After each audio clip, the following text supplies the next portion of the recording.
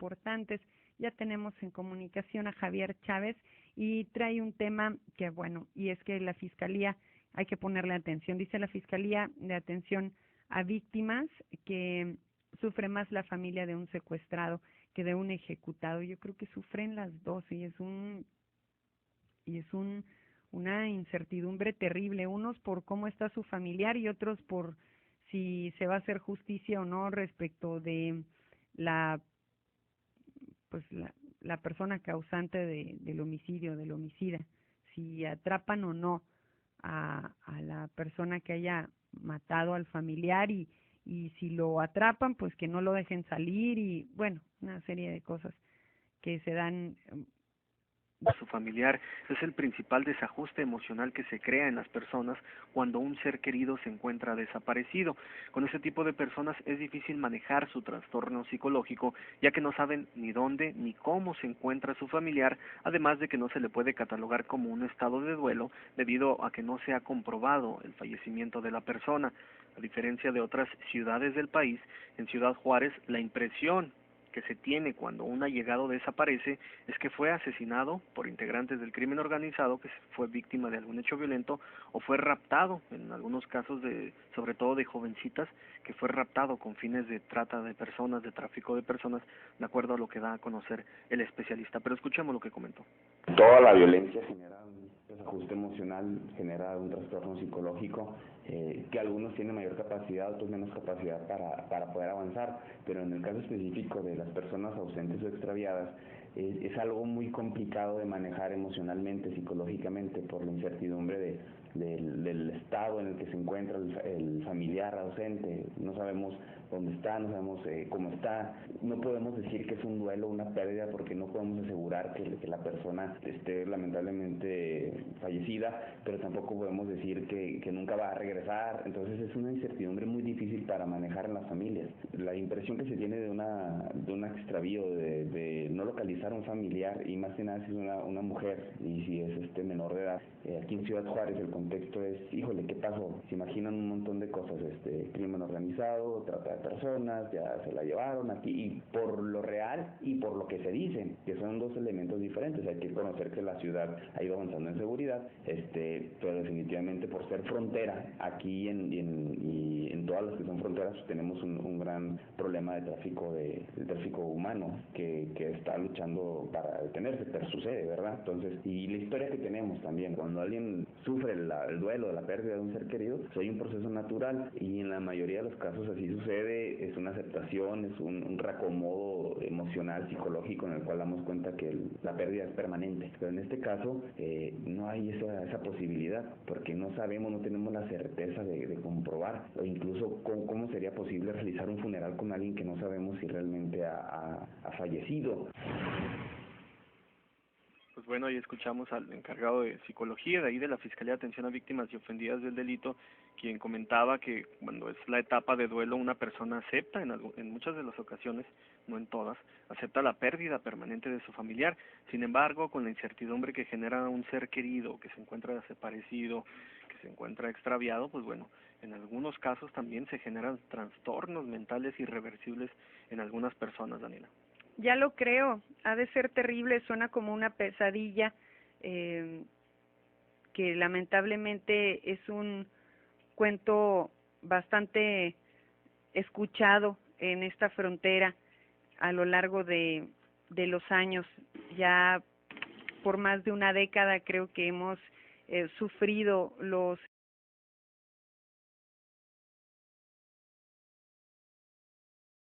No hay esa posibilidad, porque no sabemos, no tenemos la certeza de comprobar, o incluso cómo sería posible realizar un funeral con alguien que no sabemos si realmente ha fallecido. Pues bueno, ahí escuchamos al encargado de psicología de ahí de la Fiscalía de Atención a Víctimas y Ofendidas del Delito, quien comentaba que cuando es la etapa de duelo una persona acepta, en muchas de las ocasiones, no en todas, acepta la pérdida permanente de su familiar.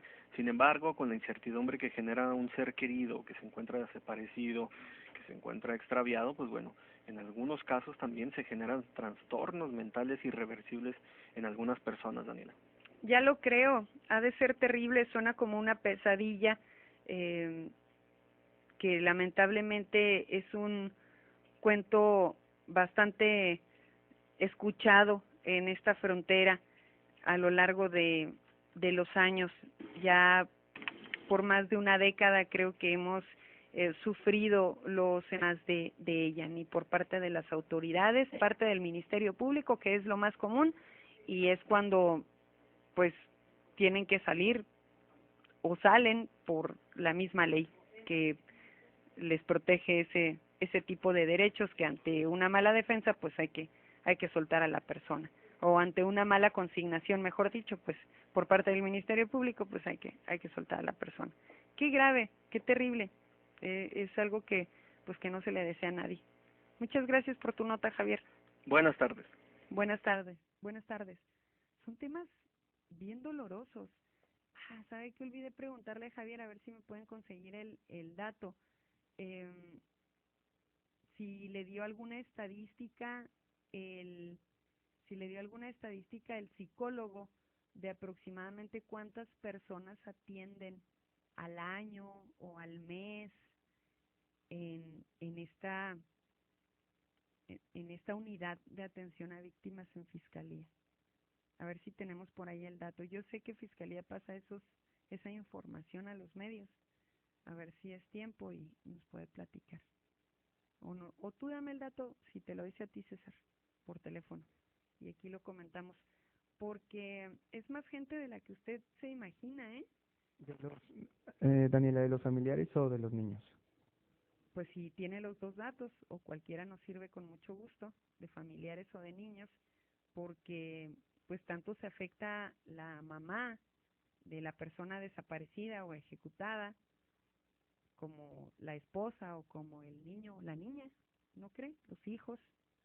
Es una pérdida bien grande que marca para siempre a las personas y que pues en realidad la unidad de atención a víctimas, siendo bien francos y honestos, podemos decir que no tiene el personal suficiente, no tiene el personal suficiente que requiere una magnitud de gravedad como la que ha sufrido Ciudad Juárez o esta frontera, me atrevo a decir, porque muchísima gente afectada de secuestro se, se fue a vivir a El Paso. En el mejor de los casos, el que tuvo más dinero se fue más lejos y juró nunca volver, pero la verdad es que mucha gente, pues por necesidad, por pobreza, se tuvo que quedar. ¿A dónde se iba? Si aquí estaba su casa, la única que había comprado con tanto esfuerzo. Si aquí estaba toda su familia, ¿a dónde se va la gente? Pues hay que quedarse y hay que apechugar. Y por supuesto que el Estado tiene la responsabilidad de atender a las víctimas y de apoyarlas en su reinserción a la sociedad, porque se quedan con tantos miedos, oiga, de salir a la calle, de conocer gente, de tener una vida normal. No es sencillo. Y hay muy poquita gente en la unidad de atención a víctimas. Entonces me llama la atención. Y más adelante comparto el dato con usted.